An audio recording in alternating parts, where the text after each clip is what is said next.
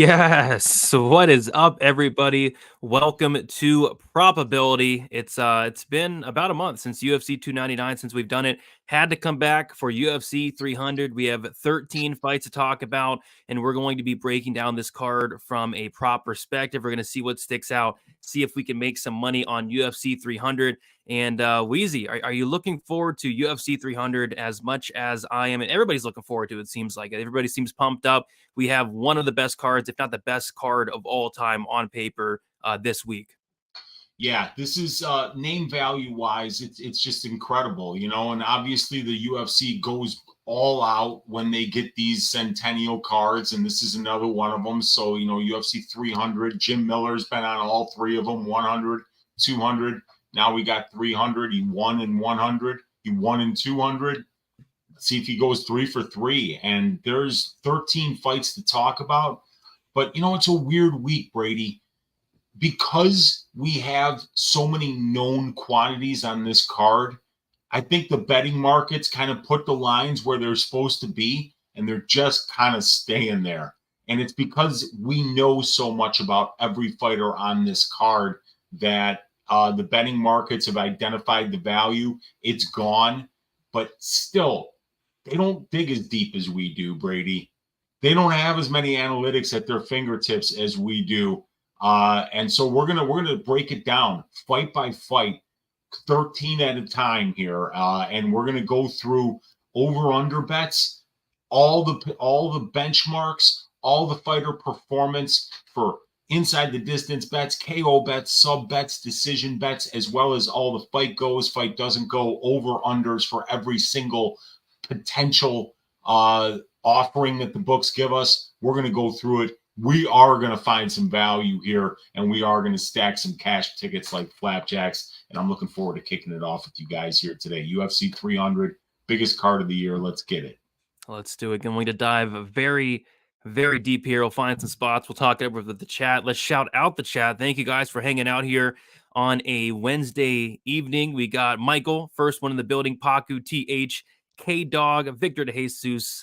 We got all J's. We got Daz, Remdog, Din Daddy. What is up, everybody? If you guys could smash a like button, subscribe to the channel, it's always much appreciated. Thank you guys again for hanging out with us. All right, Wheezy, I say we get into it here. We have great fights to talk about, and I was trying to think, like, this week, it's like, we got 13 fights. Usually on a card, there's one fight where it's like, man, Cynthia Calvillo's on this card, Norma Dumont's on this card. This card, it's like, I can't find a fight to hate on. I think all 13 fights are incredible. I'm looking forward to every single one, including the first fight of the night. It's weird seeing a fight of this caliber kicking off a card, a fight that could headline one of these crap Apex cards. But we got Deiveson Figueiredo going against Cody Garbrandt. We have Deiveson Figueiredo as a pretty big favorite here.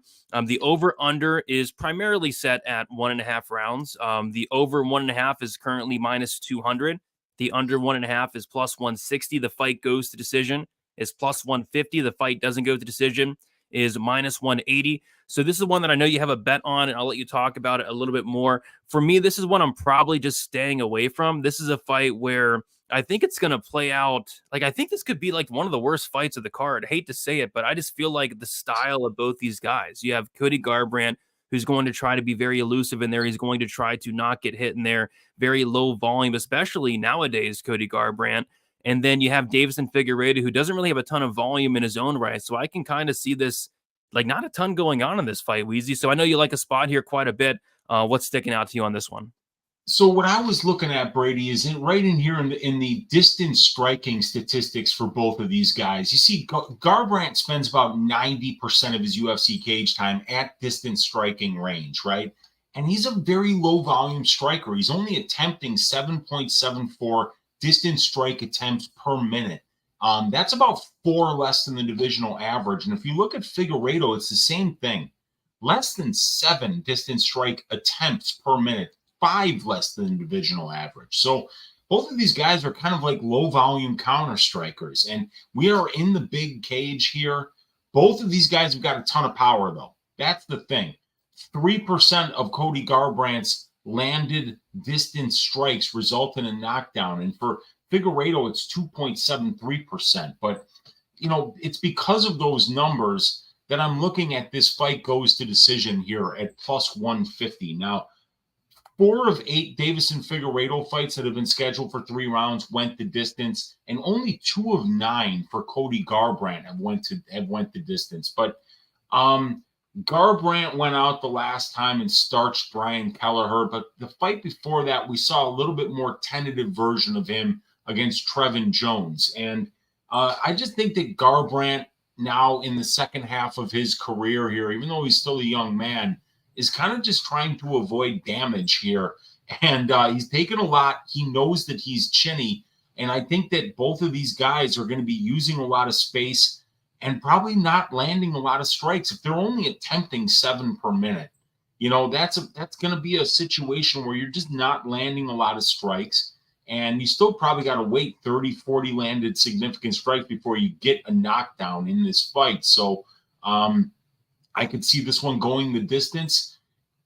51% of bantamweight fights do see the scorecards for 3-round fights. We're only paying 40% on the line here, and 35% of their fights have went the distance. But I think it's interesting.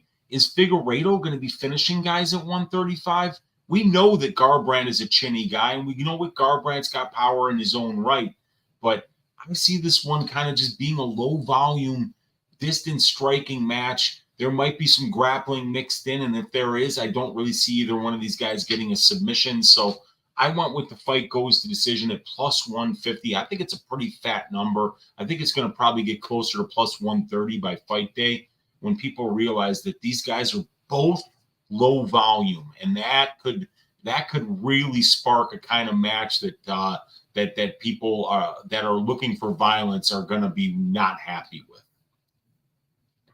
And then not only that, Brady, I've also got the betting template here for this fight. And let me just kind of zoom in here, get a bigger percentage so that we can get a better look at it. And my betting template is not pointing out a lot of value here.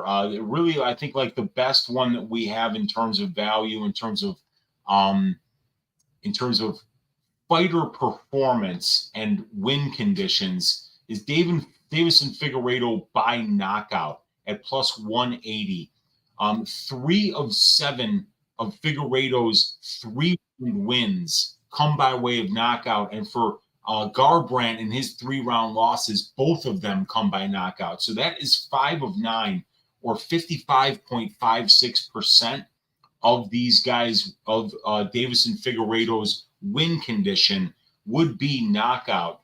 And when you look at the implied probability of his winning percentage here at 75.31%, you adjust that 55.56 down to 41.84%, and that's still a higher number than what we're paying at 35.71%, which is the implied probability of the line at plus 180. So that is a spot I think that's the way I would play the Figueiredo side.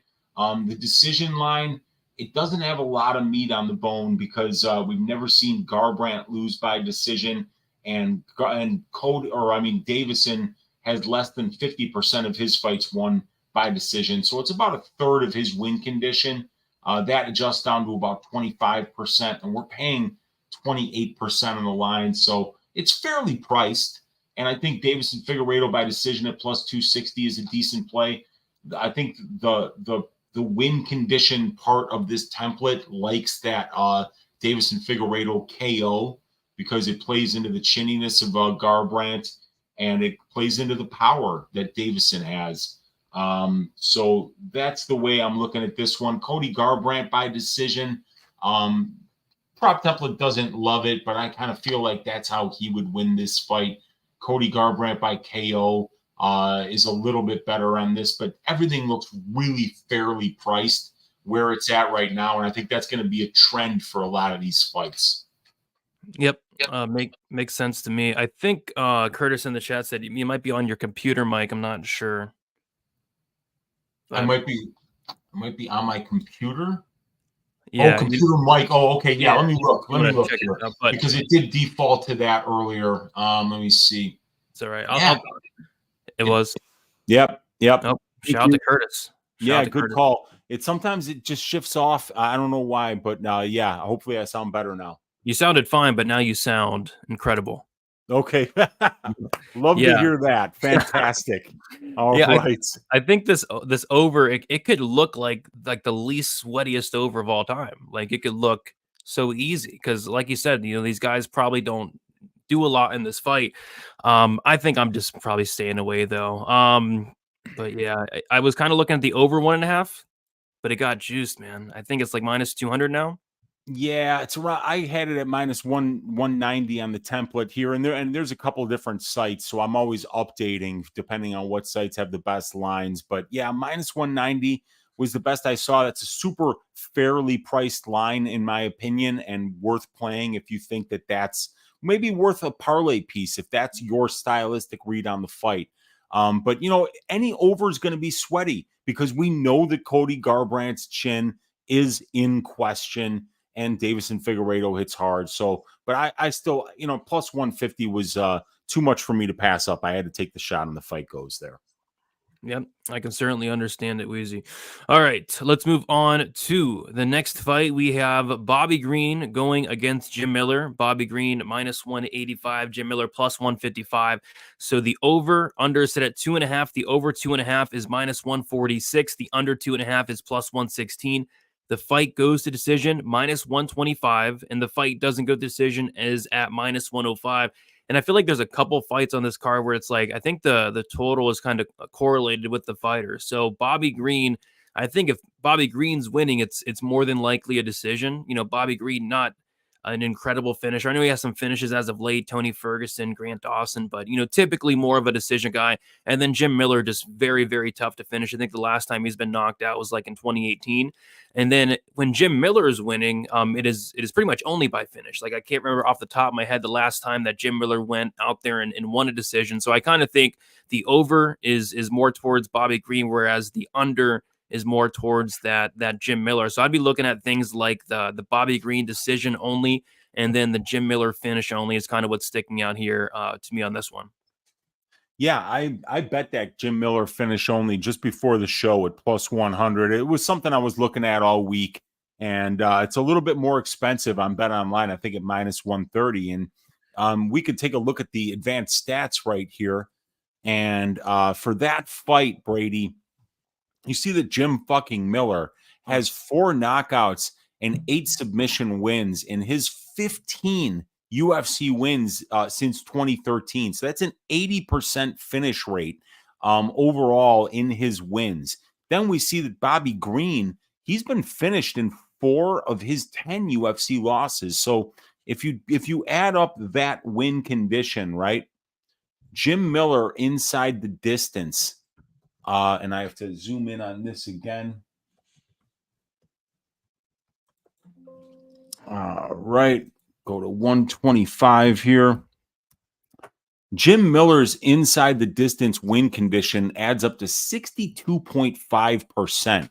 12 of 15 wins, 3 of 9 losses in 3-round fights for Bobby Green come inside the distance. So 5/8 or 62.5% of Jim Miller's win condition is inside the distance, while Bobby Green, it's only 33% of his win condition that's considered to be inside the distance, because 4 of 11 3-round wins inside the distance for Bobby, 4 of 13 losses for Jim Miller inside the distance. So it's 8 of 24 or 33%. So I think that's interesting. That's why that finish only prop at even money, when the prior data tells us that Jim Miller's win condition is about 5/8 inside the distance, and it's only a third for Bobby Green. That's a plus EV bet in my book, Brady. But if we take a look back here to the prop template, fight goes to decision. All of these are pretty fairly priced, and that's because we've got a 22 fight sample size for Bobby Green and a 28 fight sample size for Jim fucking Miller. So right now we've got 50 fights that we're working with here. So they're going to be able to price these things right about where they should be, and that's what they're doing. Do you have a stylistic read in terms of fight goes or fight doesn't go, or are you talking about doing what I did here, which is just kind of saying, all right, yeah, instead of betting fight doesn't go to decision, I might as well just bet Jim Miller inside the distance or Jim Miller finish only. Yeah, that finish only is something I have had circled all week, plus 100. I think Bobby Green by decision is a very viable outcome. But, I worry about Bobby Green. We've been talking about it all week. Kerry Hatley, get some help. He needs arrested. I'm not sure if he's been arrested yet, but he needs arrested for attempted murder. Bobby Green took just a life-changing amount of unnecessary damage not too long ago. So I think Jim Miller's the more durable guy at this point. But, yeah, there's absolutely a scenario where Bobby Green does go out there across 15 minutes and styles on Jim Miller. It's just I think Jim Miller has potential to land a big shot.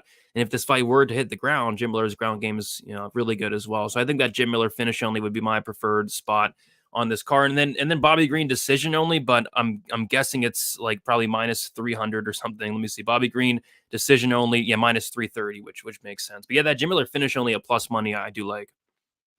Yeah, and that's what I bet. And the betting template here, Brady, we got a trifecta bet, and it's a plus 1,600, baby. Bobby Green by sub at plus 1,600.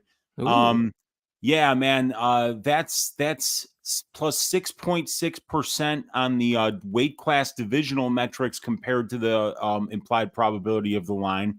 2 of 11 Bobby Green wins by submission. 3 of 13 losses by submission for Jim Miller. So that is 5 of 24 or 20.83%. We adjust that down to 13.52% when we consider Bobby Green's win probability at 65%. That's 7.64% better than the implied probability of the line at 5.88%. And then 9 of 31 wins for Bobby Green by submission career-wise, and 4 of 18 losses for Miller. So that's 13 of 49 or 27%. Adjust that down to 17.22%, and you're only paying 6% on the line. So actually at plus 1,600, if you're looking for something to throw a little couch cushion money at, the data says that you're getting a good price, and Jim Miller likes to grapple, so you never know. Yeah, it's 1,800 on DraftKings. Oh, wow. Even better at 1,800. The template likes it even more. Yep. I remember when I bet Bobby Green KO2 and KO3 against Tony Ferguson, and boy, I felt like a jackass. I mean, Charles Oliveira couldn't submit Tony Ferguson, but guess who did? Bobby Green did it. So, yeah. And Bobby Green sub 3 is plus 6,000, by the way. Oh, wow. Yeah, that's there you go, man. There you go. And then not only that, if you look at this, my man, 75.5 significant strikes for Prize Picks right now for Bobby Green. He's been over that number 10 of 22 times, but in Jim Miller's 28 fights, he's only allowed 76 or more significant strikes 5 times out of 28. So a super big sample size tells us that, Bobby Green probably only gets 76 or more significant strikes about 30% of the time. And then when we look at the analytics that we have available to us, thanks to Uncle Weezy's tits metric, Brady, Yes. Only 15.72% of winners get more than 76 significant strikes in the lightweight division. Only 6% of the losers. So it's about 11% overall. And if you adjust that tits metric there, 12% is what Uncle Weezy's tits metric is telling you the chances are that Bobby Green gets over 76 or more significant strikes. So that's another thing that we can look at here for this show is significant strike props, fantasy score props. And my significant strike template here likes the under 75.5 significant strikes for Bobby Green. Yeah, I mean, I like tits, and I like the under as well there. Yep. So I'm writing that down, under 75.5 significant strikes. That's something there. But yeah, you want to move on to the next, or first of all, let's see here. My guy, Mr. D, Jim fucking Miller, and he is just absolutely right here. And Michael, there's a huge disparity in the competition these guys have been facing. Miller's been can crushing. Green's been fighting dangerous dudes in every fight. So, I think that's another point there for the Green side, especially for the decision line. That's not a good thing there for Miller, because it is a step up in competition for him. My guy Swinger is in the room, Brady. Look at that coat on your boy Uncle Weezy there with the fat lapels. That's me and my guy Al. That's me, and that's my fraternity brother Al there. So yeah, always good to have my guy Swinger in the room here. We got AJ's in the room saying Miller is underrated and Bobby doesn't have the same head movement he once did. Yeah, man, and Bobby got knocked the fuck out, Brady. He did so badly. Have they done anything to Kerry Hatley yet? I mean, is there any news, Brady, since the show started? Is that man in jail, or has he been charged with anything? Has there been an arraignment? He needs charged, man. I mean, maybe we see him reffing this weekend with like an ankle monitor because he's on probation for what he did. I mean, that was one of the worst stoppages I've and we've seen so many terrible stoppages, but I think that one might take the cake. Yeah, it was an absolutely brutal one here. And yeah, Swinger also talking about Jim fucking Miller here. And yeah, Steve saying that's a handful of info. You're damn right it is. We got a lot of info here on probability because your Uncle Weezy's got access to all that. I've been curating this shit, Brady, for a very long time. I just got to figure out a way to make it digestible in one spreadsheet, and then we can do this show every damn week. So during this week off, I got to figure some things out, Brady. Yes, We're going to do it one of these days, man. Let's see here. We got all right, let's move on to this next fight. What do you say? Let's do it. We got Jessica Andrade going against Marina Rodriguez. We got Andrade minus 137, Rodriguez plus 117. The over-under set at 2.5 rounds. The over 2.5 minus 165. The under 2.5 is plus 135. The fight goes minus 140. The fight doesn't go is plus 110. Yeah, this is one where I'm not sure I really want to get involved, but, you know, if anything, I might lean violence here just due to the fact that we have seen Rodriguez finish. She got finished by Amanda Lemos by knockout. And believe it or not, on the entire card, Andrade holds the record for getting finished the most. She's been finished 9 times in her career. Both fighters have decent power. So I think it's under or pass, but it's not like something I'm running to the window for in this one, to be honest. Weezy, anything sticking out for you here? Yeah, I kind of feel the same way. You don't ever want to bet overs in a Jessica Andrade fight because it's very scary. She gets finished all the damn time. It's kind of scary how much she gets finished. And, Marina Rodriguez hits pretty hard for the strawweight division. And Marina's also somebody that we've seen getting some grappling trouble in a lot of different fights. So Jessica's a finisher. She kind of brings a style, a kill or be killed style. And you can see right here, 12 of her 20 fights have finished inside the distance in her 3-round experience at the UFC level. So that's something that really has to be taken into account here. You're overpaying by about 14.66% when you compare the price of this line at 47.62% to the 33% price of to the 33% benchmark for the strawweight division. Only less than a third of these fights finish inside the distance. So you are overpaying here for violence a little bit, but we do see all the green here, which means that you're still not overpaying when you consider that this is a Jessica Andrade fight, and Jessica Andrade fights finish inside the distance. And it's not just Jessica who has to, you can't just say, oh, well, it's only Jessica who has the finishing equity. No, Jessica gets finished all the time. Go back and watch that Xiaonan fight where she came in swinging wild and just got absolutely knocked out by a girl with 7 decision wins prior to that, So I think that fight, the plus money on these numbers are a lot more intriguing when you look over here, right? Check this out, Brady. Here's a little hack. Okay. Jessica Andrade's fights have finished inside the distance 12 of 20 times, but all 12 of those finish in the first 2 rounds. So here, we're only paying 9.65% more than the benchmark, but we've got 12 of 20 Andrade fights here finishing inside of round 3, and both of Marina Rodriguez's fights that finished inside the distance also finished in the first 2 rounds. So that's 48.28% of a 29-fight sample size. We're only paying 37% on the line. So the prop template really likes the under 2.5, and the fight doesn't start round 3, but the fight doesn't start round 3 would be the favorite of the prop template here at plus 165. I think there's some meat on that bone, my friend, and I think that's a pretty good line. And then if we look here at this, let's identify some value after we get it up to snuff for the viewing audience here so that they can look at it too. The template is liking some Marina Rodriguez inside the distance at plus 430, my man. 2 of 5 wins for Rodriguez inside the distance. 5 of 6 losses in 3-round fights for Jessica Andrade inside the distance. It's literally 63% of Marina Rodriguez's win condition is inside the distance. Only 36% is decision. So at plus 430, there's some meat on that bone.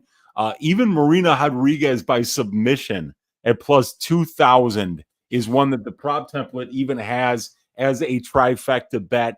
And then also Jessica Andrade by decision at plus 255 is actually one that the prop template likes as well. Half of Andrade's wins by decision, both of Marina Rodriguez's losses by decision. So it's about 56% of Jessica Andrade's win condition is decision according to the prior data in this fight. So there's some value there. There's some value on Marina inside the distance at plus 430. Marina sub at plus 2,000. And let's see if we can find anything for significant strikes here. Interesting. They got it at 60.5, Brady.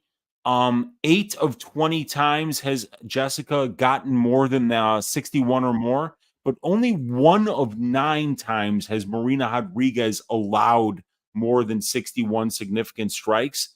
So that under is a little bit interesting because Marina Rodriguez only absorbs 2.89 significant strikes per minute. We could see that number right there. If you extrapolate that out for 15 minutes, it's mathematically impossible that Jessica covers that 60.5. So under 60.5 significant strikes, I think is a decent look this week. As well as that fight doesn't start round 3 at plus 165. What do you think? Yeah, I've had it circled all week, man. You know, violence in this, you can't go wrong with violence in any Jessica Andrade fight. And I'm kind of surprised to see that Rodriguez finished prop at plus 430. You know, Andrade, you know, when she's losing, she literally gets finished the majority of the time. So, yeah, that under 2.5, that fight won't start round 3. Rodriguez inside the distance definitely does stick out. So yeah, I'll probably get to a violence. It's not something I'm going to play heavily, I don't think, but you know, I think there's finish opportunities on either side here for sure. And M. Boheliser is asking the finish prop on FanDuel. On FanDuel, they have it as decision no bet, and it should be there. It should be there. Yeah, I always had trouble finding that on FanDuel, but that's another great book that has it. They got it on that. They got it on DraftKings. They got it on Bet Rivers, and they got it on Bet Online. So finish-only props you can definitely find. But, yeah, I'm going to be looking at that fight doesn't start round 3, plus 165. That's got my attention, Brady. That's a juicy line. Andrade is going to do everything in her power for that to hit. That's what I like. She's going to try her best for that to hit. Yeah, and then Jessica Androgynous is due a finish win. I couldn't agree more. Olajuwon Dream, our guy Brady in the room saying, "Oi, yes. Let's go!" All right, and yeah, and we got M. Bolasur in here saying, "Thanks so much, you guys are great." Hey, Unc, you mentioned a finish only prop for Oliveira. Is it available on FanDuel, and if so, where? Yeah, I don't know. Did you see what it was priced at on FanDuel though? No, I didn't. haven't seen it either. I don't have my FanDuel book open, but yeah, I think it actually was plus 165. 160. I think it was actually plus 165 on FanDuel too. Yeah, that's I think where it is still. Let's just take a quick look here. Jim Miller plus 100. I got in on that one already, and yeah, finish only for Oliveira still plus 165, so that's good. But let's move on to this next fight. Let's do it. And we have Jalin Turner going against Renato Moicano. We got Jalin Turner minus 226. Moicano is plus 191. The over-under is about a pick 'em, minus 115 each way. The over, minus 115. The under is minus 115. The fight goes to decision is plus 275. The fight doesn't go to decision is plus or minus 350. And yeah, I think this is obviously a very violent fight. I think both guys have paths to finish here. Jalin Turner has some of the best power in the division, and then you have Renato Moicano, who has some of the best grappling in the division. If Moicano is able to get this fight down to the mat, take the back of Turner, the rear naked choke could certainly be there. And then on the feet, Jalin Turner is very, very live to knock out Moicano. How I'm personally playing this one, there's a prop that sticks out. So Jalin Turner in all 14 of his wins that come before the third round. So I'm looking at that Jalin Turner 1-2. It's priced at minus 115. It gets the price down a lot. I think if Jalin Turner is winning this fight, it's going to be an early finish. And if this fight were to get into the third round, it probably means that Moicano was able to get the grappling going. He was able to get some control time. So I like that Jalin Turner 1-2. But yeah, it's obviously a very violent fight, and the odds are indicating that we see. They really are. And the bookies are onto it, obviously. You look at these big red numbers right here, and that's just indicating that these prices for the lines are way above what the divisional benchmarks are. And that's because these guys' performance is also way above the divisional benchmark. You know, in these guys' 24 UFC fights, they're finishing inside the distance about 71% of the time, when the division only finishes around 51% of the time. Turner's a finisher. Moicano is a finisher. Turner has been finished before in the UFC by Vicente Luque. We've seen Moicano finish in damn near every loss. The only one he wasn't finished in was one where he probably should have been finished in. Maybe we could lock up Mark Goddard right alongside of Kerry Hatley for that fight, but look, here's another situation where the bookies are pricing it right about where the fighter performance is, which is the best way to do it if you want to, have fair lines here. I mean, the value is on the over because,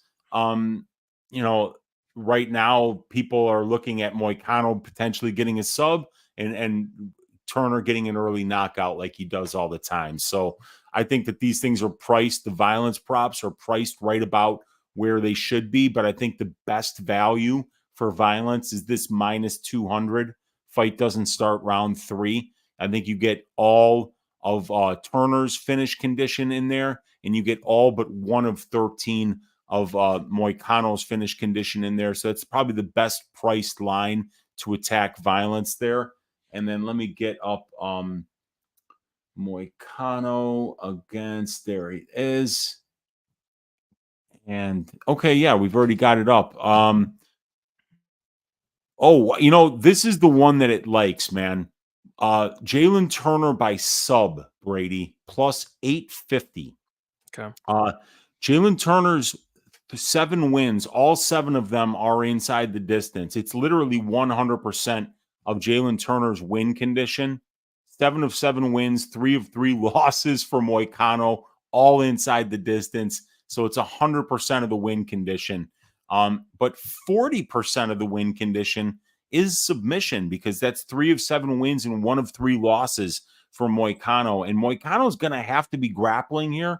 And Jalin Turner is so long that he could potentially wrap up a choke, even on a BJJ black belt, just because the unusual size that he brings. And there's also a club and sub in play here. So at plus 850, Brady, that is a line that the prop template loves, and it also thinks that even at minus 159, Jalin Turner inside the distance is still underpriced according to what his win condition is, which is 69.97%, when you adjust it for the implied probability of the line. Compare that to the 61% price of the line. Jalin Turner inside the distance, still bettable at minus 160. Jalin Turner by sub at plus 850, definitely underpriced in my opinion. And then the Moicano props are spot on in terms of where the books have priced them. I think Moicano decision stylistically, Brady, makes the most sense because Moicano is going to need to get takedowns here and a ton of control time in order for this fight to not be on the feet where Jalin is so dangerous. If Moicano can get the takedowns, avoid the submission attempts, land some ground and pound, get to the back, but he's so predictable now because Moicano only looks for the rear naked choke. So you could work a lot of rear naked choke defense in camp and hold off on the sub, but lose the decision. So I kind of feel like Moicano by decision at plus 525 is the best line on the Moicano side that makes sense according to my stylistic read of the fight. And even the template likes that one the most as well. But I like Jalin Turner inside the distance and plus 850 for the sub. That might be something I sprinkle. Anything catching your eye here, dude? Yeah, it'd just be the Jalin Turner inside the distance, minus 159. Like I said, I might get a little bit greedy, get that round 1, round 2 at minus 115. Like I said, he's never won in the third round. He's never won decision. So kind of just fade the round 3 decision for Turner. The sub plus 850, it would be like a club and sub. Like Moicano gets hurt, Moicano shoots in, and then Jalin Turner snatches up a neck plus 850. And Turner is, I believe, a black belt, has a ton of submissions in his own right. So yeah, that sticks out as well. And then you said the Moicano decision would be the only other thing that sticks out. And I was looking at the Moicano decision only. He's a pretty big dog, so I was expecting it to be maybe plus money, but it's minus 150. So they know. They're like, if this fight goes to decision, there's a good chance that it's Moicano winning. So if you're on the Moicano side, that decision prop at plus 550 I see is not the worst look in the world. But I'm personally on Turner. I think Turner gets that early knockout or that club and sub. Yeah, and I mean, like, that could happen either way. So Turner inside the distance, probably the safest way to play Turner here. Yeah. Because he's just not a minute winner. He's never won a decision in his career, even though you could have given him the Hooker fight, you could have given him the Gamrot fight. So it's not like he's not capable, or it's not like he's just getting shut out in terms of his minute winning capabilities. But yeah, this is a fascinating fight, such great matchmaking.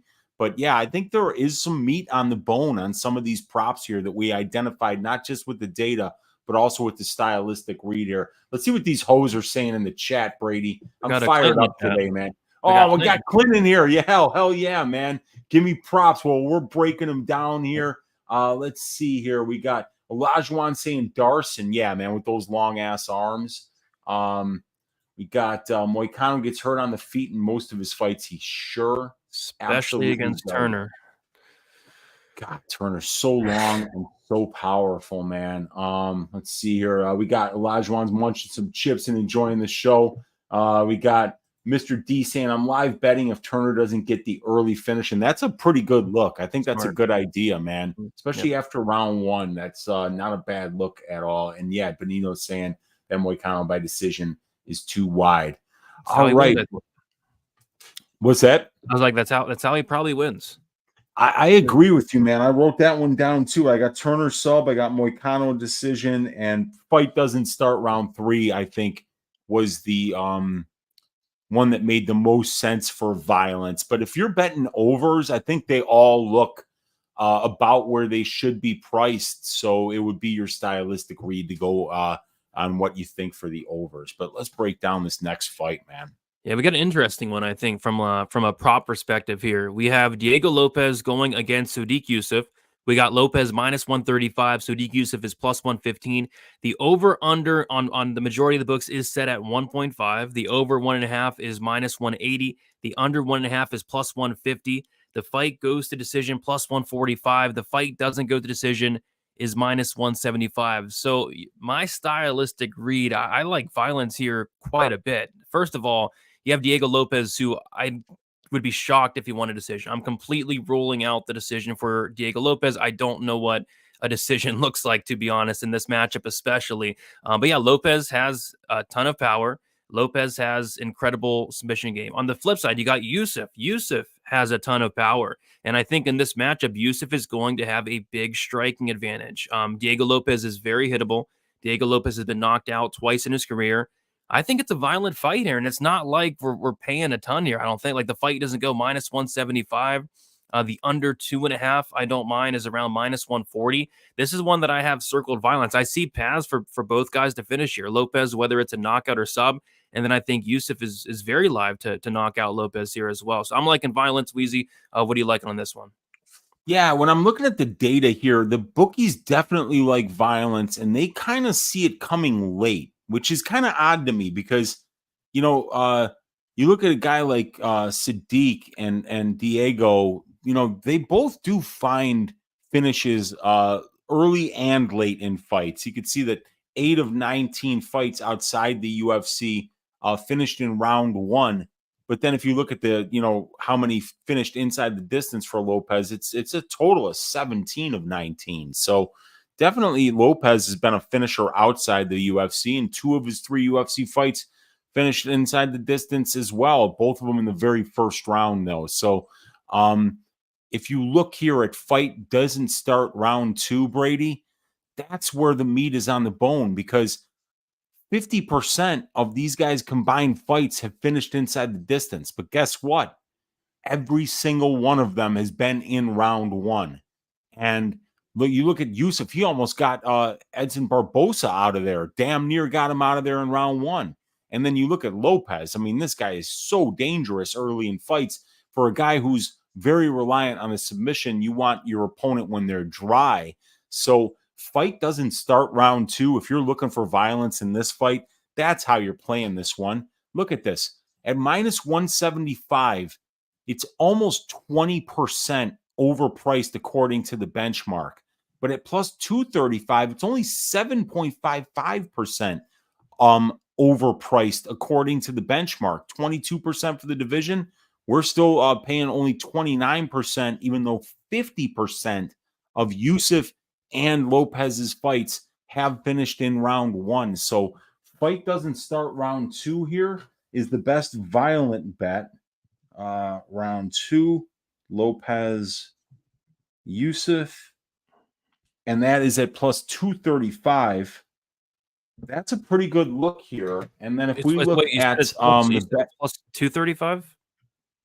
Plus 235 is what I had on the template here. Wow. I saw plus 200 on FanDuel, so that must be Bet Rivers, right? I think Bet Rivers, or it would have been either that or DraftKings, because that's where I'm finding these spots. And then if we look here at the betting template, we've got not a lot of green on this row 21 here. Unanimous decision plus 310 has got a little bit of green here on the Sodiq Yusuff side. On the Lopes side, that submission at plus 300. We don't have a big sample size of fights here, but everything right now is priced about where it should be according to the prior data and according to the implied probabilities of the lines. But I do like that fight doesn't start round 2. I think that's a really good line. Let me just make sure that that's still there on Bet Rivers. It is. It's there. It is? Yeah. Okay. Yeah. That's the play for this fight, Brady. That's a fat plus money number. It gets 100% of the win condition of both, or I'm sorry, of the finish condition of both fighters encapsulated in that. And you could see Lopes getting an early submission or knockout, just like we've seen him do already twice in the UFC. And we know that Sodiq is very dangerous early in fights as well. I don't know if we've got anything significant strikes wise here. Let me see if the template is identifying anything here for the favorite in Diego Lopes.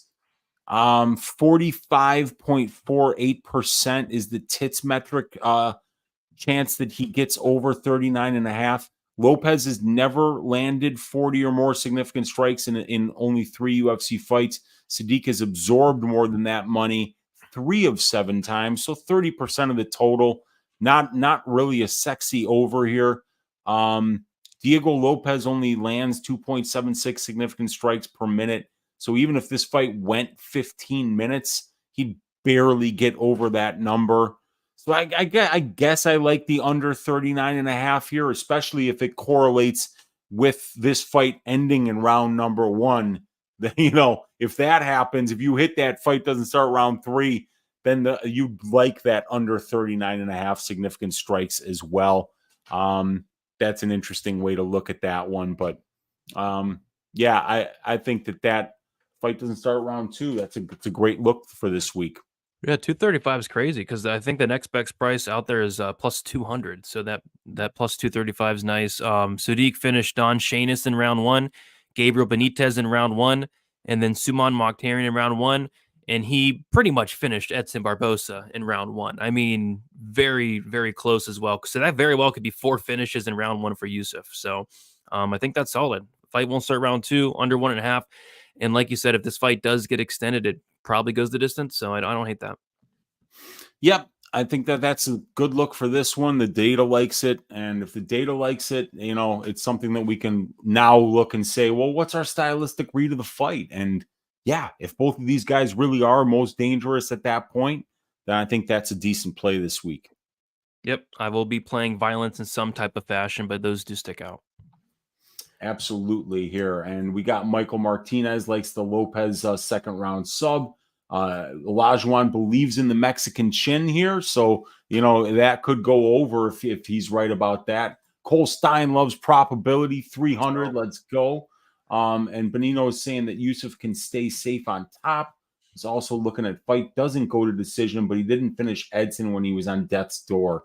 Yeah, that was rough. And then Broke DGen saying Moicano was the victim of Brian Ortega during that crazy streak when he was down 2 rounds and would win in the 3rd every time. Remember that? Yeah. And Moicano was up 2 rounds and cruising, but was instantly guillotined. Yeah, man, that's Brian Ortega's stretch where he was getting everybody in round number 3 was wild. Death taxes in Ortega round 3. I think it was 4 or 5 fights in a row. My God. He's like the GM3 of the featherweight division, man. You got to love it. Yes. But yeah, we'll move on to this next fight, Weezy. We have probably my least favorite least favorite fight in the card from a betting perspective, but we'll see if anything sticks out. So we got Kayla Harrison going against Holly Holm. We have Kayla Harrison as I think the 3rd biggest favorite on the card behind Bo Nickal and Zhang Weili. She's sitting at minus 440. Holly Holm is sitting at plus 340. The over-under set at 2.5 rounds. The over 2.5 is minus 155. The under 2.5 is plus 125. The fight goes to decision is minus 130. The fight doesn't go to decision is plus 100. This one's tricky for me because, I kind of lean Harrison to come out here, get some top control and win a 15-minute decision. But, I mean, Holly Holm is getting up there in age. She's 42, 43 years old. Harrison, she is a finisher. She's finished the majority of her wins. This is one I just don't feel great about, Weezy. What are your thoughts on this one? Is anything sticking out? I see that the overs are definitely sticking out here from a data perspective. Yeah, and we got to be careful with it because Holly Holm has had 5 fights that were scheduled for 3 rounds in the UFC. All 5 of them went to decision. So the prop template is only taking into account half of the picture here because we don't have any UFC fights for Kayla Harrison, but we do have Kayla Harrison's out of UFC competition. And we know that 11 of her 14 fights finished inside the distance. And the only 3 that didn't, I think she was fighting a dude named Larissa Pacheco. Yes. Right. Who is a house of a man. And Kayla just was unable to get that dude out of there. But every other woman that Kayla fought, she's out there finish them. So, we got to be real careful, with what the data is telling us here, because it is telling us that Holly Holm is going to decision regularly in 3-round fights. But we've seen Myra Bueno Silva submit her. We've seen that dude, Chris Cyborg, Did Cyborg finish Holly Holm? Nunez did. Cyborg took her to decision. Oh, it was Cyborg decision, or okay, so it was Nunez who finished Holly earlier, and then there was another one too. Misha Tate in the 5th round. Round 5 submission. Right. So and we got a big cage here, so that's always something to take into consideration. Holly's tough, but man, I mean, I love Kayla's wrestling, and I think that Kayla's going to be able to get Holly down. And if she gets Holly down, you would be holding your breath if you had a Fight Goes ticket.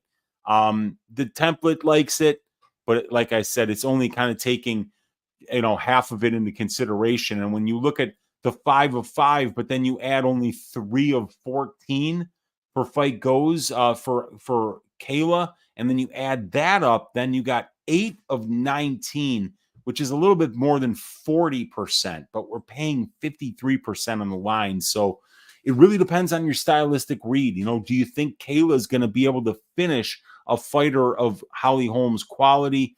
Also, I think for this fight, Brady, we kind of have to see the weigh-ins, don't we? Can we really be confident about too much here prior to seeing Kayla Harrison on the scales? Yeah, I mean, she looks in incredible shape, but we got to see those weigh-ins Friday. She looks different. She looks like half of what she used to be. Yeah, I mean, like she was, you could tell, even at 45, she was very ripped, but you're also kind of like, you always can take a little muscle mass off your frame, I mean, that's possible to do. It's a slower process, obviously, and she might have had to kind of think about that after the Aspen Ladd fight and say, if I stay here in PFL, I can continue to fight up at a weight class that's healthier for me. But if I want to really get to the UFC, while I'm still young and make, stamp my legacy, she's going to have to change her body type and so that she can cut down to 136. And if she wants to fight for the title, she's going to need to make 135. So it's going to be tricky. We're going to have to see that weigh in. But we don't have a lot of data here for Kayla Harrison. So that's when the prop templates and these kind of things become a lot less useful. Let me see here. Holly Holm by decision at plus 600 is probably the way to play her because she's not finishing Kayla Harrison. All 5 of her 3-round wins do come by way of decision. So you're getting 332 on the money line for Holly Holm, but the decision prop at plus 600 takes into account 100% of her win condition in this fight, Brady. Potentially, Holly could get a finish if Kayla just is literally on death's door because of the weight cut or banana peel, which is always in play in any fight, especially a women's fight. So, yeah, I think Holly Holm by decision has a pretty good feel to it.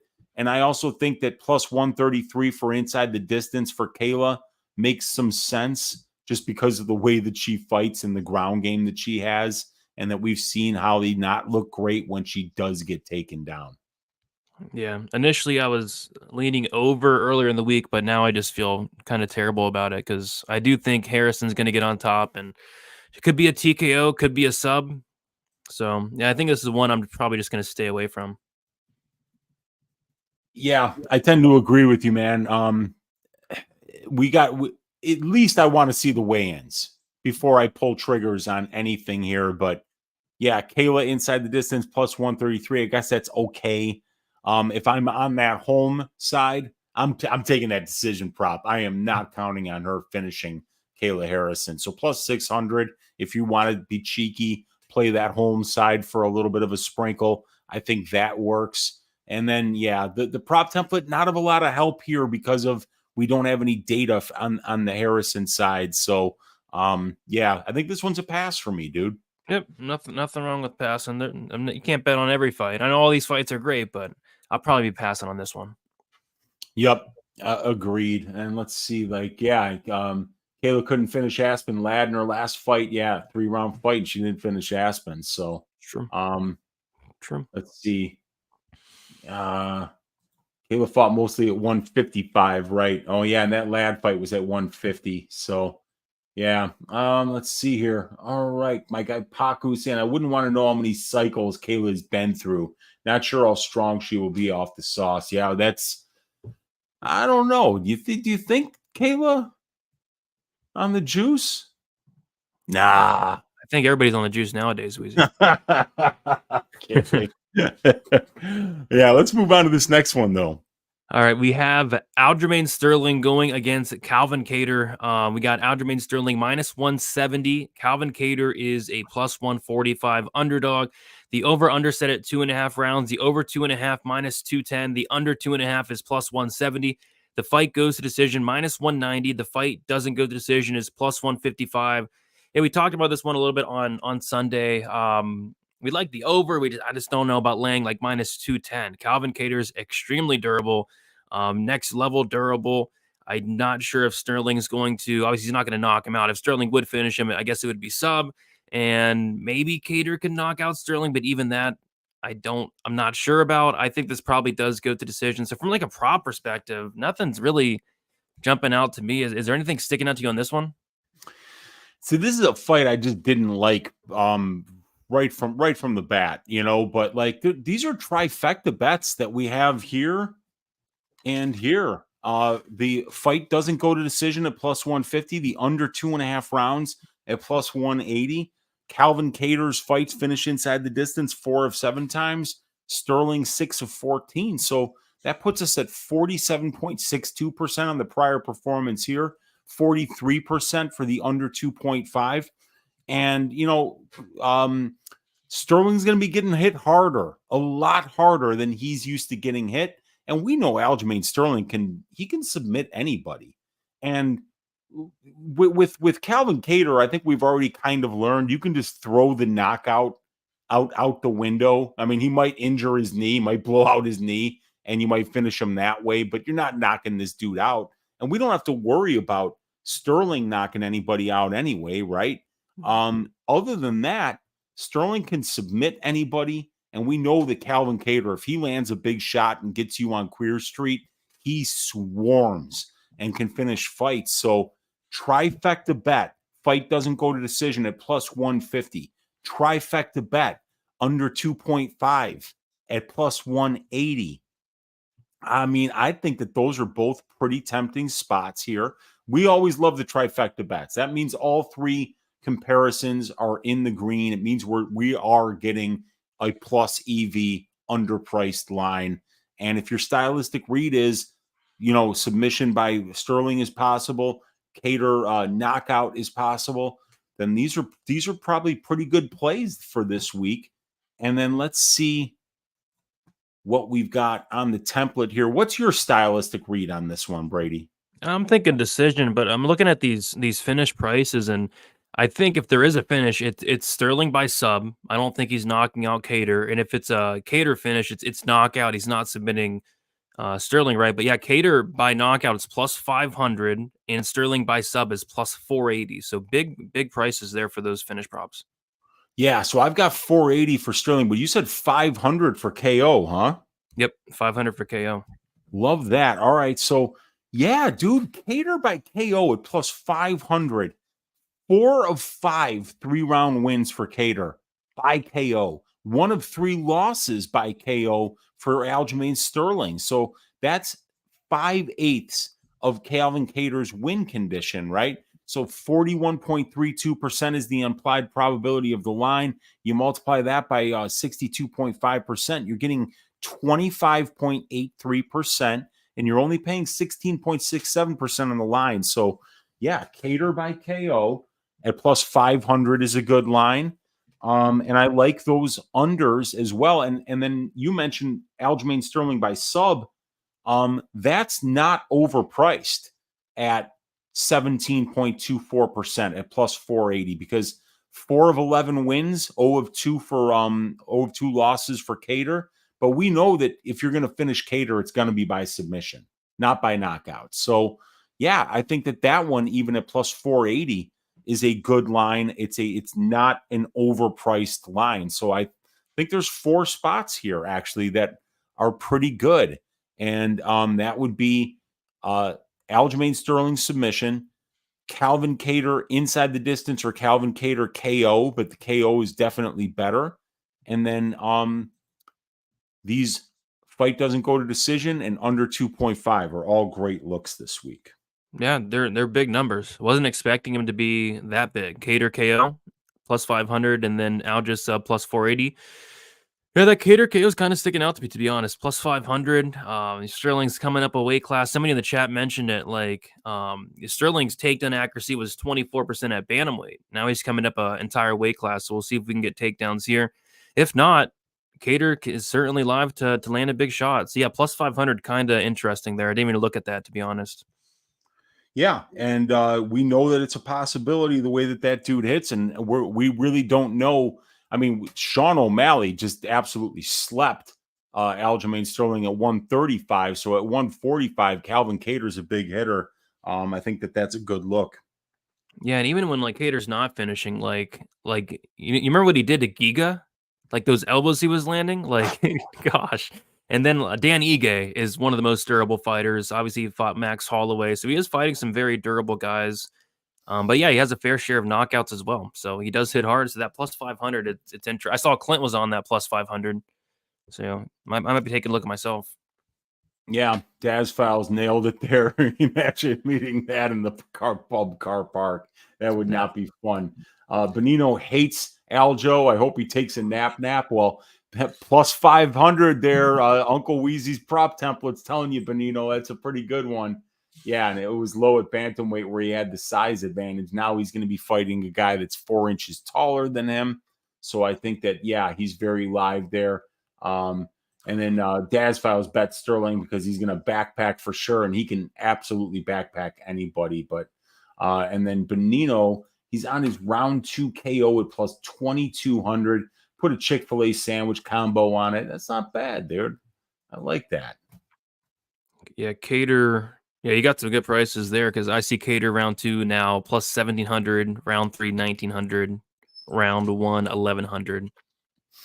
Not bad, man. Those are some pretty good looks. We're fine. We're see, you know, we were not loving these spots, but we're finding some sprinkles. You know, we can throw some couch cushion money at some of these spots. This Turner sub, you know, the fight doesn't start round 2 for Lopes Yusuff. You know, the fight doesn't go the under 2.5 for this one. Finding some decent plus money spots here that we can play. Yep. For sure. All right, I say we move on to this next fight. We have Jiri Prochazka going against Aleksandar Rakic. Almost a pick'em now. It looks like this fight is approaching a pick'em. Money's coming in on Jiri. Jiri is now minus 105. Aleksandar Rakic is minus 115. The over/under is set at 2.5 rounds. The over 2.5 is plus 125. The under 2.5 is minus 155. The fight goes to decision plus 155. The fight doesn't go to decision is minus 190. And I mean, this kind of screams violence to me because it is a Jiri Prochazka fight. This guy, I think, has 34, 35 fights. I think like 30 of them have finished under 2.5 rounds. He has a couple decisions mixed in there, but a couple of those decisions were only 2-round fights. So it's a Jiri fight. And just right off of that, I kind of lean the under here. And it looks like on FanDuel, they have it at minus 142, which I really do like for this fight. So I think it's going to be a car crash like all Jiri's fights are, and I'm kind of digging the under in this one. Yeah, and you know, and Jiri's just the kind of guy that here's why I like Jiri this week. You know, Rakic is a very technical fighter. You know, he will try to take you down if he feels that he's got an advantage on the ground. He'll box with you if he feels that he's the better striker and he's afraid of your jiu-jitsu. But, you know, with Jiri, just throw your plan out the window because if you take this guy down, you're not going to be able to hold him there. You know, and if you want to keep the fight standing, Jiri might actually try to take you down and work with his jiu-jitsu and top control because his ground and pound is ridiculous. So Jiri's just kind of like this slimy, greasy dude that's impossible to hold down and is just like he's the kind of insane individual that would grease himself up before a fight. You know what I'm saying? Like, we're fighting and I'm getting greased up and this guy's gonna just hate life after I'm through with them. And you know, anybody who cuts their hair in that way, Brady, could be mentally ill, could just be a complete samurai that loves living by that code. And I think Jiri is a real samurai, not a fake samurai like Aleksandar Rakic called him. You know, and Rakic is a Serbian who lives in Austria. What does he know about samurais? You know, how dare him? You know, so I parlayed up that under 2.5 rounds at -155 with something we'll talk about later. It's a Jiri fight. Yeah. The Jiri fight. You know, I mean, this guy's gonna find a way to finish you, whether you like it or not. You know, so let me find my template here for that. Where is it? Prochazka, Rakic. There it is. Let's get the betting template up there. Let's zoom in on it, Brady. And I know that it likes Aleksandar Rakic decision at +275. Let me ask you something. What's that? When was the last time Jiri lost a decision? And he's been fighting forever, has a million fights. When's the last time he lost a decision? Do you know when it was? I don't actually. Because it was never. Oh my God. Wow. Yeah, dude. I mean, like, because he's just so hard to keep around for 15 minutes. Like, he'll actually find the door if you beat him. You know, he'll find that door. He'll actually check out if you beat him. But, like, it's extremely hard to do. I mean, the guy's record is phenomenal over his career. And, yeah, so, but Rakic has won a lot of fights by decision at the UFC level. 4 of his 6 fights, you know, a third of his win condition is inside the distance, 2/3 is decision.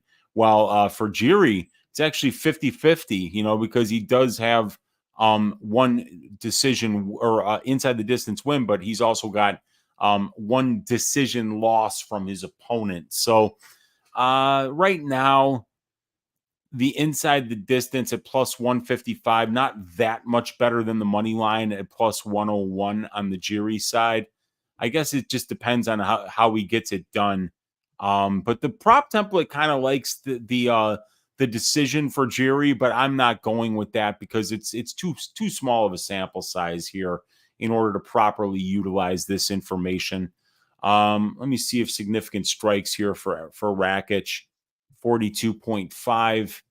My predictions for Rakic are actually in the high 40s. And Rakic has been over that number of 43 or more than half the time. And Prochazka does give up a lot of strikes and blocks a lot of punches with his face. I could see Rakic getting over that 42.5. It's not a bad number. But he has to avoid being finished. But yeah, as far as the betting template here, not seeing a whole lot that's sticking out because we don't have much of a sample size here. But if you're playing Rakic, I would probably bet him to win by decision just because that's how he's been winning at the UFC level primarily against fighters that don't suck. Yeah. Yeah, I like the under 2.5 at -142. It's a Jiri fight. How wrong can you be? And apparently these two hate each other as well. It sounds like they hate each other. And if they don't like each other, man, I think that's even better for that under 2.5. I mean, but you know, we're not identifying a lot of value here because we only have one fight for Prochazka here, so it's kind of skewing this thing. I think that the under is parlayable here. The fight doesn't go as parlayable because this is going to be a wild fight, and Jiri's going to put on a show. So I'm looking forward to this one, but I'm just not identifying a lot of value yet. Yep. Makes sense to me. Yeah, Rakic, man, his last like 4 fights have been just unbearable to watch. So I'm hoping this one's gonna be more exciting because it's a Jiri fight. Like Jiri has 34 fights. He's never been in a boring fight. So I'm hoping Jiri kind of makes Rakic go out there and do stuff. Unlike the Santos fight, the Smith fight. I mean, those fights were awful. Yeah, they were absolutely awful, but that's the great thing about Jiri. It's almost impossible for that dude to be in awful fights because you can't just take him down and hold him down. He finds his way back up over and over and over again. So, but asking where the $300 super sticker guys, I don't think that's available, unfortunately. But we'd take it if you had it for us. But yeah, this is a great fight. I got Jiri Prochazka's Uncle Weezy's ass shaving of the week. And it's not really any statistics, Brady. It's just like you watch enough tape of this guy, he's going to find a way to shave your ass at some point, Give him 25 minutes against Glover. He waited until the 25th minute, and then he choked out that dude. So, yeah, I'm looking for Jiri to find a way to make me look like a genius and cash a ticket here on him again. I'm looking for. He posted a promo today, and he was like boxing up a tree, which I thought just fit perfectly with him. It was awesome. That is so Jiri. You gotta love it, man. You gotta love it. All right, I say we get into this main card. If you guys have not already, be sure to smash the like button. We do appreciate it a ton. Love doing this show, Probability. We're going to kick it off with the biggest favorite in UFC history, Bo Nickal, minus 2,300. And he's taking on Cody Brundage plus 1,100. So the over-under is set at 1.5 rounds. The over 1.5 is plus 290 now. The under 1.5 got hit. Very recent, Wheezy. It's now minus 365, which off the top of my head, I can't remember an under 1.5 at minus 365. So people maybe parlaying up that 1.5. So yeah, that got hit big time. It was just minus 310 not too long ago. The fight goes to decision plus 800. The fight doesn't go to decision is minus 1,600. And I think I'm just passing here. I mean, nothing's honestly really sticking out. I think the under 1.5 as a parlay piece is solid if you can still get it at a good price, which on BetOnline you can't, on Bovada you can't. So it's moving quite a bit. So I think the under 1.5 as a parlay piece is fine. But other than that, like I said, not much sticking out. These props are just all terrible. Bo Nickal round 1 is minus 285. I mean, come on. Even Brundage round 1's gotten steamed. It opened up at a much bigger price tag. It's now plus 1,600 on BetOnline. Bo Nickal by submission, you're laying minus 140. Bo Nickal by knockout, you're only getting plus 130. I mean, these are the trashiest props I've ever seen in my life. Bo Nickal to win by like first round sub, you're probably laying juice as well. I think I might just stay away here. Parlay that under 1.5 if anything, but I think I'm staying away. Yeah, and 2 of 2 Bo Nickal fights have ended under 1.5 rounds, and 6 of 8 Brundage fights, so you're getting 80% combined of 10 fights that have finished under 1.5 rounds, and you're still only paying 78.49%.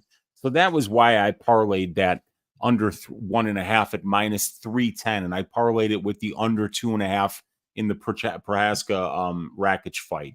So I got plus 118 there. I played that, but like you said, Brady, when you got a minus 2,200 favorite on the money line, that implied win probability for Nickal winds up being baked into every other prop that's available on that market. So you just wind up getting everything juiced to the tits. You want to play an over in this fight, Brady? You going to be doing that? No. You got elephantitis of the sack all of a sudden, and you're going to be like, yeah, I'm going over 2.5 at plus 460. I mean, come on, no thanks, right? So there's not a lot here. If we look at the betting template,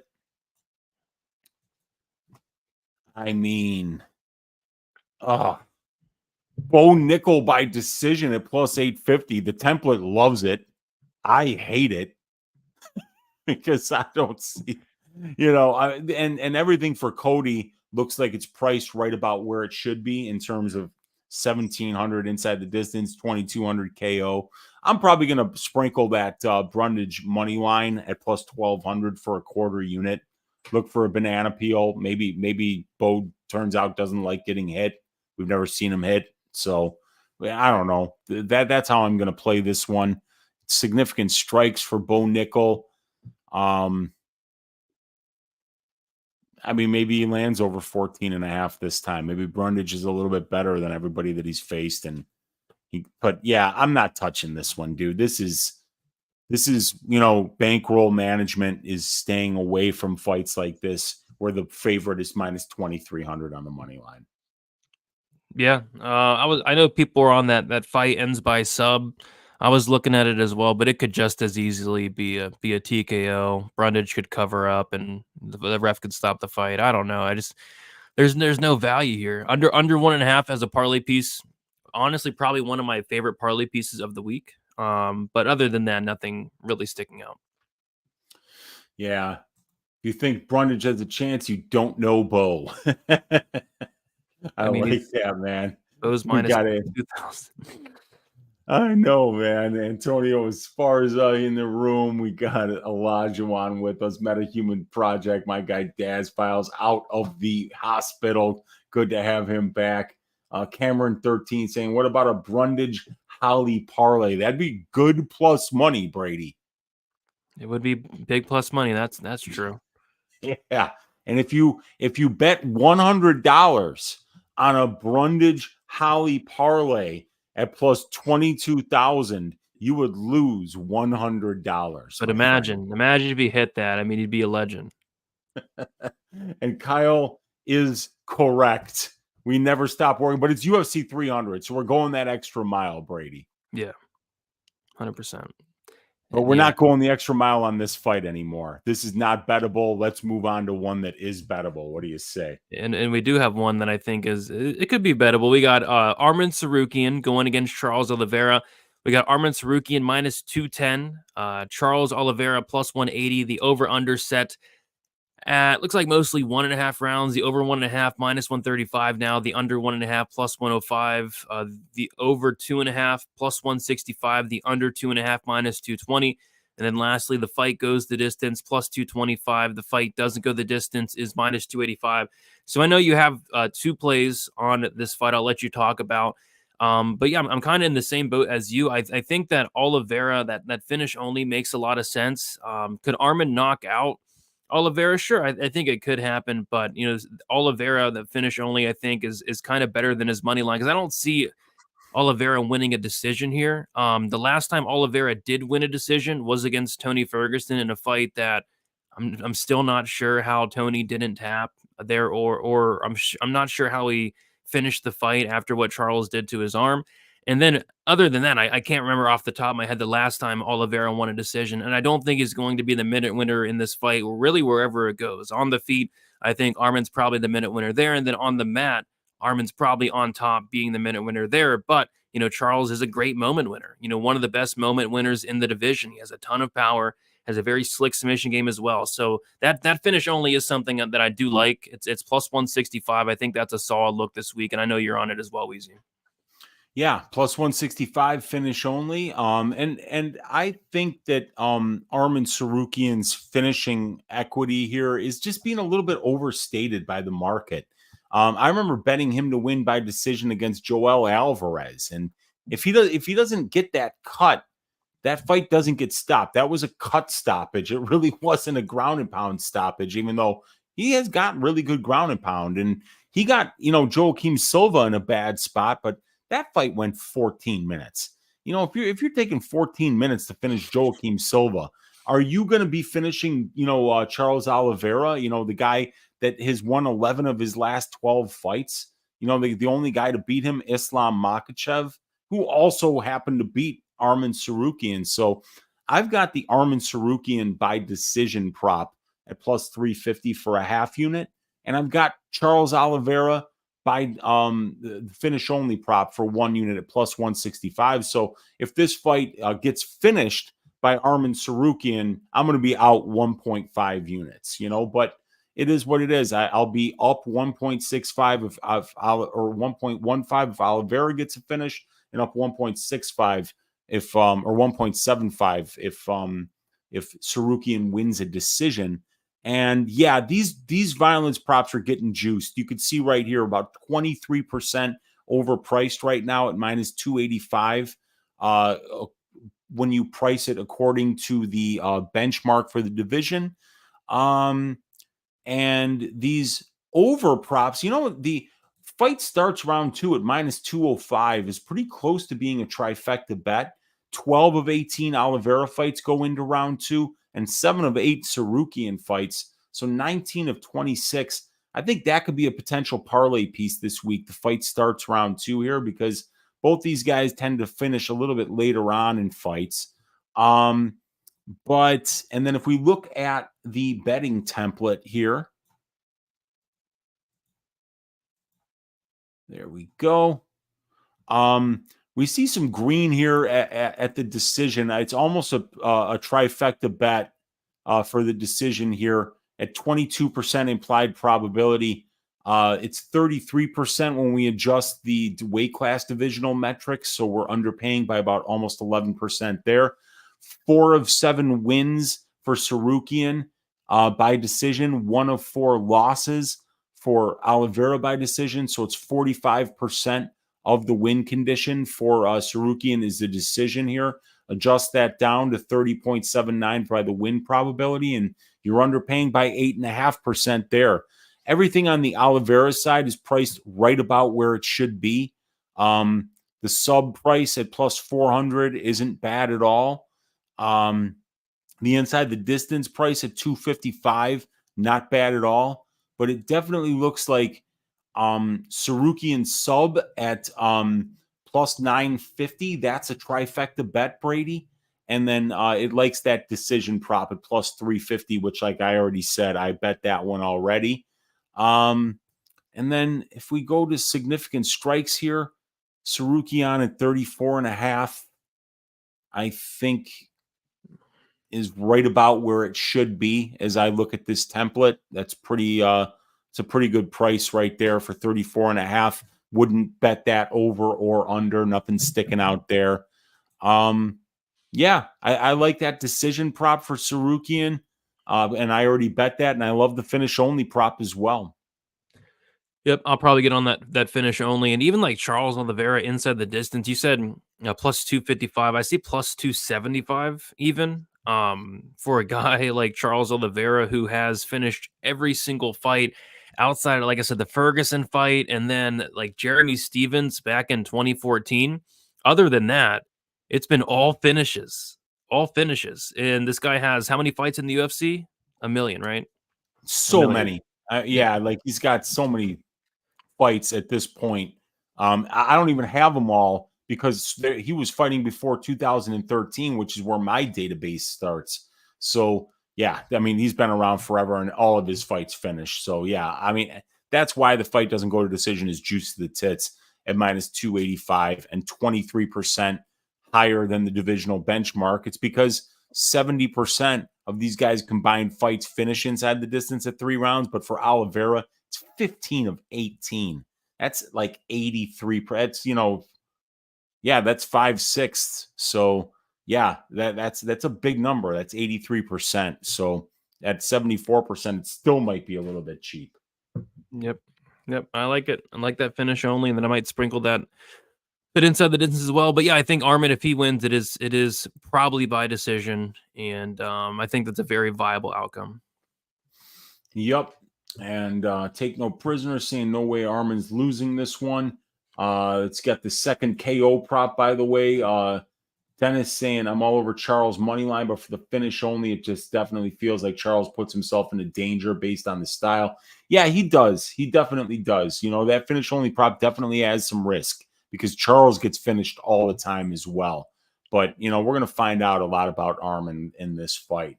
And yeah, and Broke DJ, this is what I was talking about on Just the Tip. The finishes. Look at who he's finishing.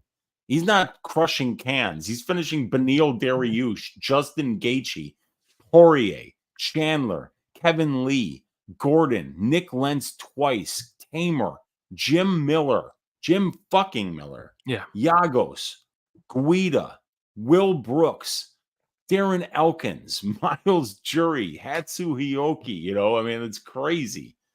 Crazy, these guys that he's finished. Yeah. Ton of them. I think he has the most finishes in lightweight, right? He has to. Definitely the most submissions. And if you've got the most submissions, chances are you're gonna have probably the most finishes as well. Yeah, just it's crazy, man. But Let's move on to this next fight. We're going to get into 3 title fights, Weezy, the first of which is the BMF title, and we have Justin Gaethje going against Max Holloway. One thing to note right off the bat is this money line for Holloway has gotten smacked. Like a couple of weeks ago, Holloway was sitting around plus 210.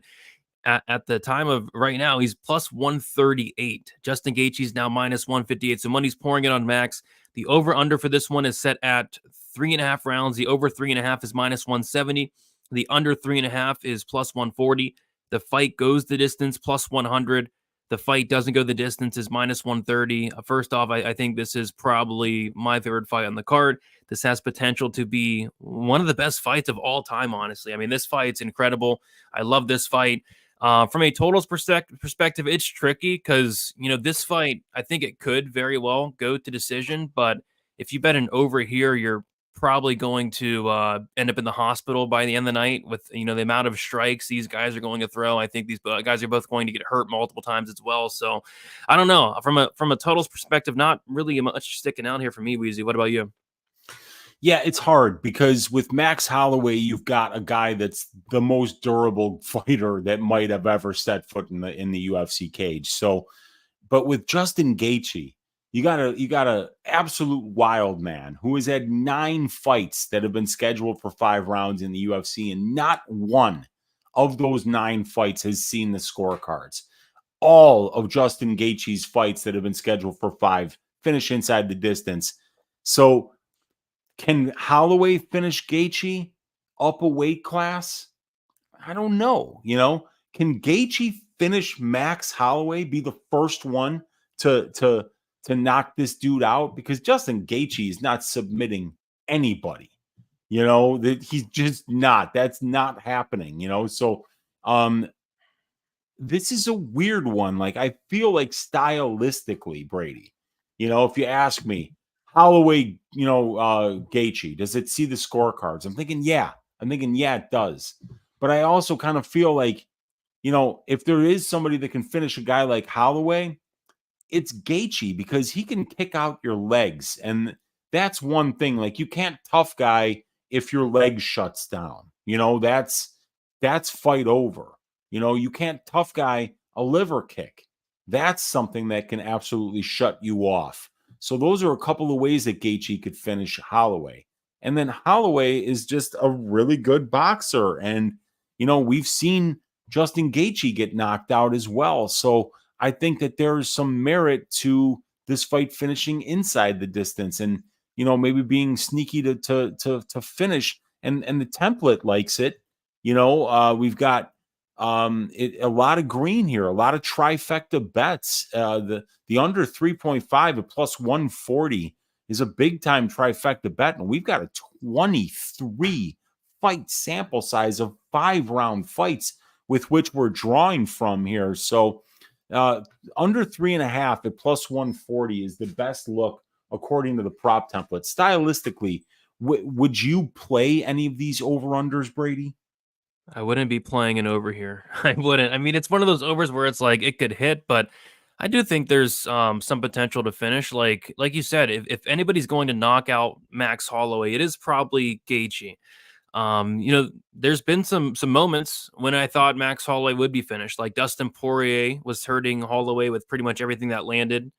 And then even like that third Volkanovski fight, I thought for sure Holloway was about to get finished there. So there's been some moments there. So I think Gaethje could be live for a finish. And then we've seen Gaethje finish in every single one of his losses as well. We've seen him crumble later in the fight, 3rd, 4th round. So I could see maybe a late Max finish. I think it's under or pass. It's just not something I'm running to the window for. I want to see where these prices end up, but it just feels like a violent fight. I mean, you mentioned it, Justin Gaethje, 9 fights. All 9 have not went to decision. Like that can't be ignored. So could this go to decision? Yeah, but I don't know. It's gonna be sweaty. It's gonna be very sweaty. I mean, these guys are gonna swing dicks, man. They're gonna swing dicks, and they're going to see who has the bigger dick in this one. So I don't know. It's Gaethje Holloway, man. This is such a great fight, dude. And I would bring up my templates for this, Brady, but it's pointless because they're coded for 3-round fights. This is a 5-round fight. So we're just going to look at the prop template here for these last 3 fights of the night. Let's see if there's anything in the chat here. Max in over 1.5 rounds plus 200 at Bovada. That's a pretty good one. Yeah, because he's not finishing Gaethje early. Yeah, I mean, that would be shocking if he did. Leg kicks are going to be massive. And I think that's a big part of the capping of this fight is that, we know that Justin's going to kick this dude's legs. And it's not just if they're in the same stance. If they're in the opposite stance, he'll just go switch kick to the calf, or he'll kick the inside leg too. So Justin's going to work those legs of Max. That's going to be happening here. Yep. Can't wait for this fight either, man. Yeah, this is going to be a great one, dude. Do I think Holloway will wrestle and try to take Gaethje down just like he was doing with Yair to minimize the damage? Any thoughts, Brady? Good luck. I mean, if he tries, good luck. Up a weight class, Gaethje's take on defense is very good. I think the only person to take him down would be Khabib. Yep, and Khabib did very well with that, but that's Khabib. So, yeah. Yeah, I saw some people on the Holloway late sub props, and by the way, they opened the Holloway late sub props at like ridiculous prices. Like I think I saw round 4 plus 12,000, round 5 plus 15,000, like just stupid prices. So I know some people that got on those. I think Clint did as well. That's a big number, man. You would be like freaking out if he jumped guillotine and you had a plus 12,000 in your ticket, like in your pocket. Your head would probably explode if you hit that number. Yeah, it would. All right. You want to get into this co-main event then? Let's go. We got the second biggest favorite on the card behind Bo Nickal, Zhang Weili taking on Yan Xiaonan. We got Zhang Weili minus 510. Yan Xiaonan is plus 385. The over-under set at 4.5 rounds. The over 4.5 minus 105. The under 4.5 minus 125. The fight goes the distance plus 125. The fight doesn't go the distance is minus 155. So yeah, I think if anything, I'd be taking a look at Zhang Weili inside the distance here. I don't know if I'd mess around with the total because I'm not sure Yan has much finishing upside at all. Prior to that Andrade fight, Yan's really only won by decision, and Andrade kind of went in there like an idiot with no striking defense and kind of walked into a big shot. And even that stoppage looked a tad early as well for my liking. So I kind of think that, if there is a finish in this fight, it's going to be from the Zhang Weili side. So I don't really like a total. If anything, I'm touching up that Zhang Weili inside the distance, which is getting hit a little bit as we speak. It's minus 125 now, but I'm sure it might be better on a different book. Anything sticking out here for you? Yeah, I mean, I feel the same way you do, that I wouldn't bet violence here. I would just bet Zhang inside the distance. I mean, she looks like an absolute wild, woman lately. She's taking these hoes down and just pounding on them. Even when, the Joanna fight where she finished her with the spinning back elbow, prior to that, she was taking her down and just beating her up. I mean, like the ground and pound is good. That crucifix rear naked choke she got against Esparza was fantastic. And, you just kind of look at what Esparza did to Yan Xiaonan on the ground, and then what Zhang did to Esparza on the ground. I mean, like, the difference between Esparza and Zhang was this far, and Yan was that far. And then Zhang went out there and just made Carla look like she had no ground game at all. So this is a terrible matchup for Yan Xiaonan. She's got to keep this standing. And if she doesn't, she's got no chance. But if she can keep this fight standing, there could be some value in that fight goes to decision at plus 125. But man, that's a big if. That's a huge if, because right now, Weili Zhang's ground game is just absolutely terrifying. Yeah. If Yan won, their decision prop is plus 600 for Yan decision. I think that's how she'd win. I mean, her to KO prop is plus 1,400. But I really struggle to see Yan winning this fight unless Zhang Weili comes in here with like the worst game plan imaginable, I think. Yeah. I mean, in terms of, so it looks like if we want to get the best value on an under, it's probably the under 1.5, because 3 of 6 Weili Zhang fights have finished under 1.5 rounds. 2 have finished in the first round. one finish in the first half of the second round. So at plus 300 for the under 1.5, that's probably the way to play violence here. Even the under 2.5, I think could be good because it might take, a couple of rounds of takedowns and ground and pound to get that done. But yeah, I feel like if you're gonna bet violence here, bet it early, bet it in the first half of the fight because we just haven't seen Zhang finish late yet, and she was unable to finish Lemos, even though she had her in so many bad spots. So maybe it might just be her early finish or bust. So maybe hit that under 1.5, the under 2.5. Zhang inside the distance, I think, is pretty good, especially because you're getting a pretty good discount. And I think she's going to shave her ass, to be honest with you. Yeah, Zhang inside the distance, plus 100 on Bet365. I like that. Minus 500. She's priced as if she's going to shave ass. I think she shaves ass. You think she shaves ass. We'll see if she does indeed shave ass this come Saturday. I think she will, but minus 500 female couldn't make it this week's ass shaving of the week. But yeah, we got Pereira, Hill, UFC 300 main event. You guys, if you could touch up that like button, the subscribe button, and look into the Patreon where we got access to all these fantastic stats that you're seeing here on the show.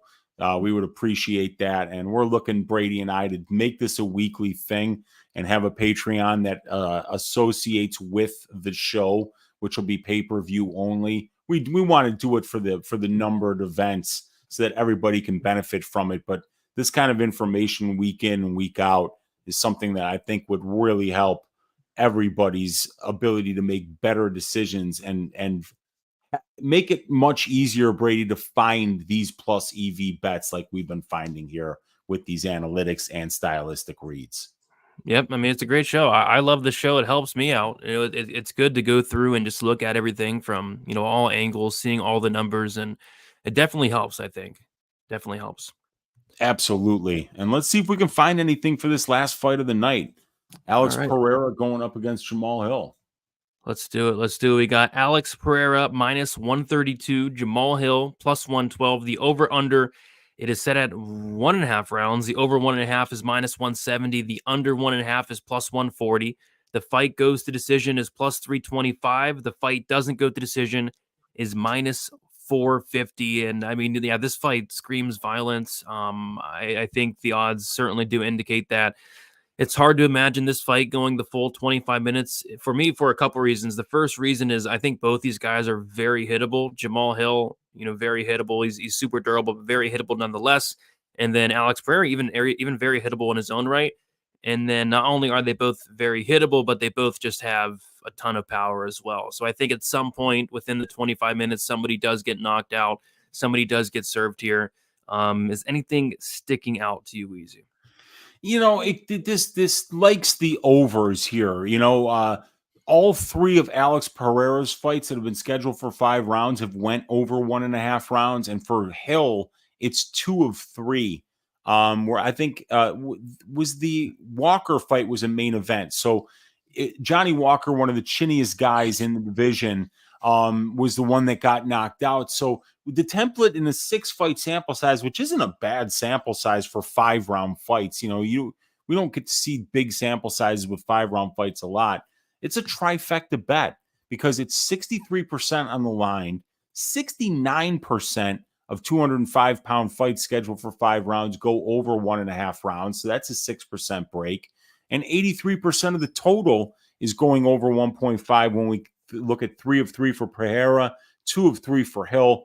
So minus 170 here for the over 1.5 rounds is what the template likes here. It likes the fight starts round 2 at minus 275.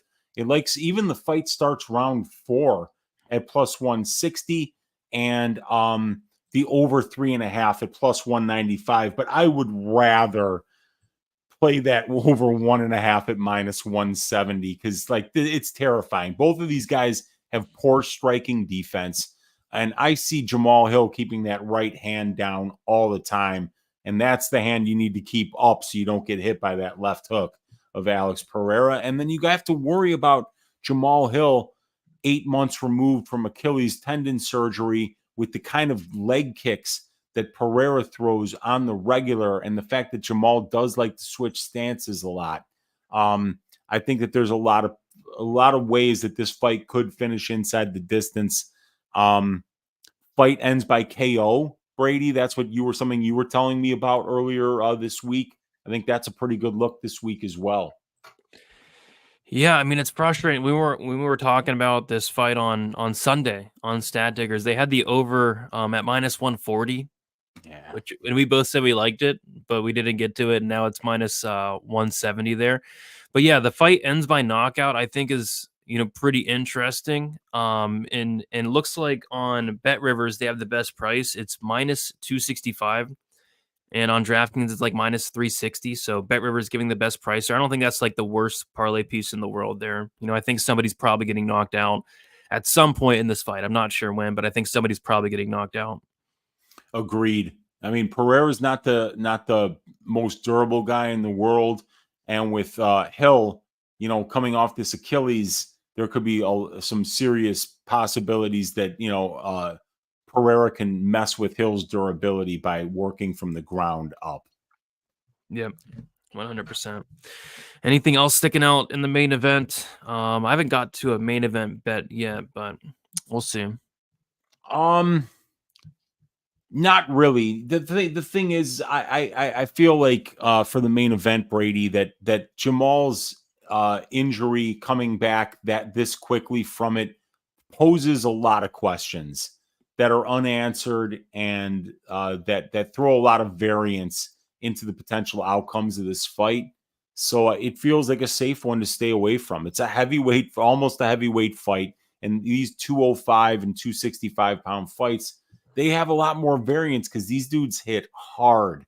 And, post USADA era, also is something I'm kind of like getting used to, because there are some unpredictable outcomes there too, when you see some people look a lot better than you were planning on them looking.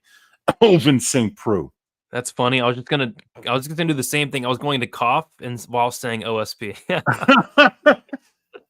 So that's hilarious.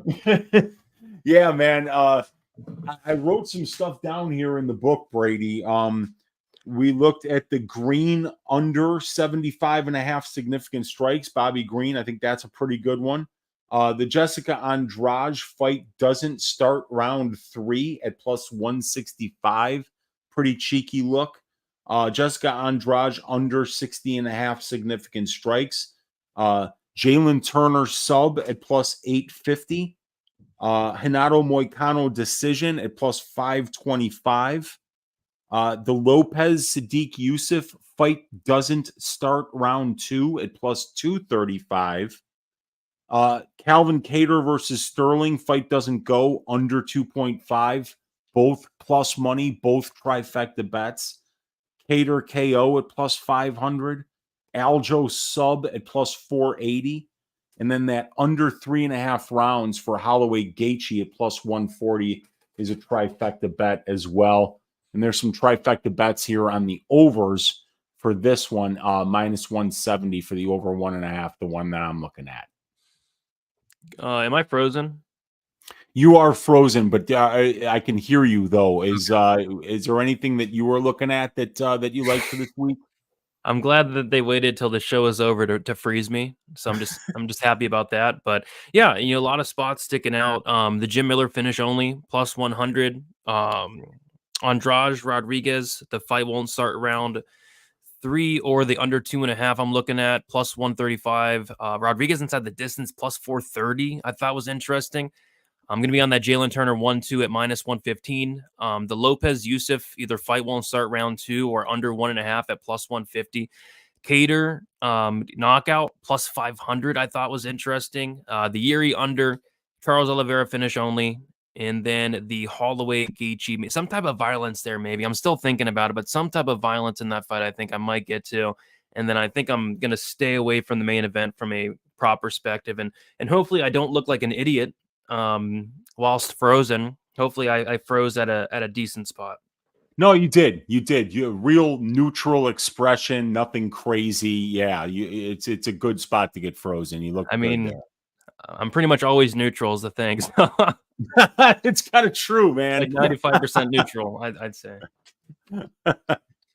Well, I appreciate you coming on the show, Brady, and doing this with me. You know, I know that we're both real busy, and this is a real busy week, but we broke down in these fights, 13 of them, an hour and 45 minutes of prop bets for you guys, a bunch of plus EV bets. I hope that we can all stack cash tickets like flapjacks together.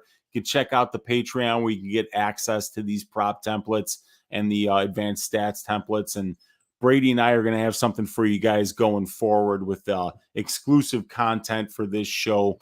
And as soon as I can get my shit together and figure out how to display everything in one spreadsheet.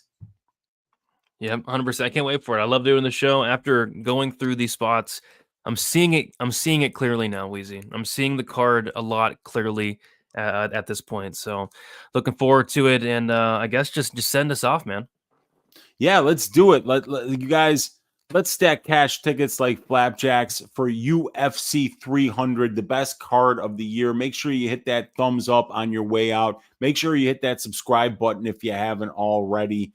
Let's have a great time watching these fights. Thanks for watching, you guys. We'll be back tomorrow with a bunch more shows and more on Friday and more on Saturday, all getting ready for the biggest card of the year, UFC 300. Thank you for watching.